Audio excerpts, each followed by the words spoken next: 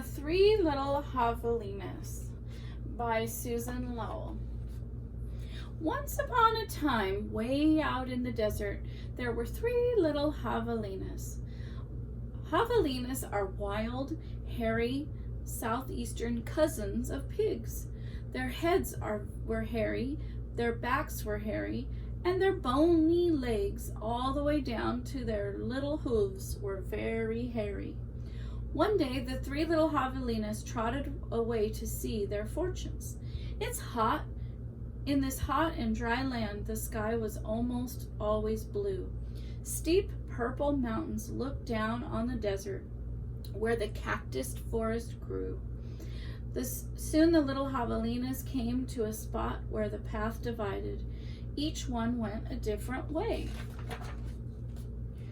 The first little javelina wandered lazily along. He didn't see the dust storm whirling across the desert until it caught him. The whirlwind blew away and left the first-time javelina sitting in a heap of tumbleweeds. Brushing himself off, he said, "I'll build a house with them." And in no time at all, he did. His little tumbleweed house. So then along came a coyote. He ran through the desert so quickly and so quietly that he was almost invisible. In fact, this was only one of the coyote's many magical tricks. He laughed when he saw the tumbleweed house that smelled like javelina inside. A tender, juicy piggy, he thought. The coyote was tired of eating mice and rabbits. He called out sweetly, little pig, let me come in." "Not by the hair of my chinny chin chin," shouted the first javelina, who had a lot of hair on his chinny chin chin. "Then I'll huff and I'll puff and I'll blow your house in," said the coyote. And he did. He huffed and he puffed and he blew the tumbleweed house away. But in all the hillaboo, the first little javelina escaped, and he went looking for his brother and sister. Coyote, who was very sneaky, he tiptoed along behind. The second little javelina walked for miles along the giant cactus plants called saguaros. He held their ripe red fruit high in the sky, but they made almost no shade, and the little javelina grew hot. Then he came upon a Native American woman who was gathering sticks from inside a dried up cactus. She planned to use these long sticks called saguaro ribs to knock down the sweet cactus fruit. The second little javelina said, "Please, may I have some of those sticks to build me a house?" "Ha-oh," she said, which means yes in the language of the desert people. When he was finished building his house, he lay down in the shade, and then his brother arrived, panting from the heat, and the second little javelina moved over and made a place for him.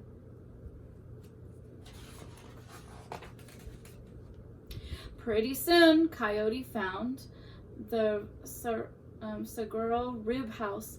He used his magic to make his voice sound like another javelina. Little pig, let me come in," he called. But the little javelinas were suspicious. The second one cried, "No, not by the hair of my chinny chin chin." "Bah," thought the coyote, "I am not going to eat your hair." Then the coyote smiled, showing all his sharp teeth. "I'll huff and I'll puff and I'll blow your house in." So he huffed and he puffed, and all the saguaro ribs came tumbling down. But the two little javelinas escaped to the desert. Still not discouraged, the coyote followed him. Sometimes his magic did fail, but then he usually came up with another trick. The third little javelina trotted through the beautiful Palo Verde trees with green trunks and yellow flowers. She saw a snake sliding by, smooth as oil. A hawk floated down and around above her, and then she came to a place where a man was making adobe bricks from mud and straw. The bricks lay on the ground, baking in the hot sun. The third little javelina thought for a moment and said, may I please have a few adobes to build a house? Sí, answered the man, which means yes in Spanish, in the brickmaker's language. So the third little javelina built herself a solid little adobe house, cool in the summer and warm in the winter. When her brothers found her, she welcomed them in and locked the door behind them. Coyote followed their trail. Little pig, let me come in, he called. The three little javelinas looked out the window. This time, Coyote pretended to be a very weak and old, with no teeth and a sore paw. But they were not fooled. No, not by the hair of my chinny chin chin, called back the third little javelina. Then I'll huff and I'll puff and I'll blow your house in, said the coyote. He grinned, thinking of the wild pig dinner to come. Just try it, shouted the third little javelina. So Coyote huffed and puffed, but the adobe bricks did not budge. Again, the coyote tried. I'll huff and I'll puff and I'll blow your house in. And the three little javelinas covered their hairy ears, but nothing happened. The javelinas peeked out the window. The tip of the coyote's raging tail whisked right past their noses. He was climbing upon the tin roof. Next, Coyote used his magic to make himself very skinny. The stove pipe, gasped the third little javelina. Quick, she lit a fire inside the wood stove. What a feast it will be, Coyote said to himself. He squeezed into the stovepipe. I think I'll eat them with red hot chili sauce. Whoosh! Sizzle! Then the three javelinas heard an amazing noise. It was not a bark, and it was not a cackle. It was not a howl, and it was not a scream. It was all those sounds put together. Yip, yap, yip, yow! Away ran a puff of smoke shaped like a coyote.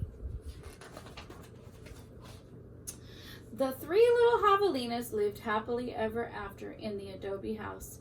And if you ever hear that coyote's voice way down in the desert, well, you know what he's remembering, because he says, ow!